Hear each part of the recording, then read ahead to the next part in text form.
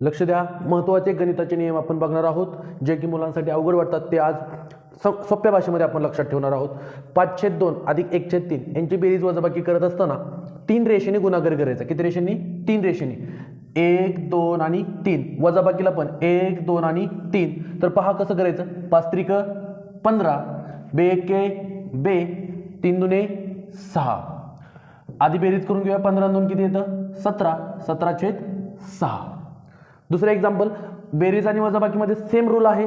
3 रेषेनेच गुणाकार करायचा आहे. 5 त्रिक 15 वजा बे एके बे, बे त्रिक 6 बरोबर 15 2 गेले 13, 13/6.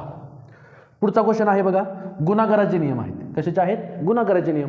गुणाकाराचे नियम काय करायचे आहेत? समोरासमोर गुणाकार करायचा. 5 ने 1 ला गुणलं, 5 एके 5 आणि बे त्रिक 6. किती आलं उत्तर? 5/6. हे समोरासमोर. परंतु भागाकाराला रूल नाहीये, भागाकाराला नियम नाहीये. लक्षात घ्या, त्याला उलटून गुणले म्हणजे गुणाकार व्यस्त केलं जातं. किंवा तुम्ही 5 ने 3 ला गुणून 5 त्रिक 15 बे एके बे असं मांडू शकता. 5 त्रिक क्रॉस गुणाकार करायचा. 5 त्रिक 15 बे एके बे. किंवा मी डिटेल सोल्युशन सांगतो, लक्षात घ्या. काय करायचं?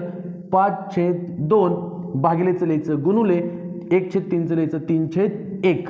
उलट करायचं, गुणाकार व्यस्त म्हटलं जातं. आणि ह्याला का 5 त्रिक 15 गुणाकाराचा नियम अप्लाय करायचा. समोरासमोर गुणाकार. 5 त्रिक 15 बे एके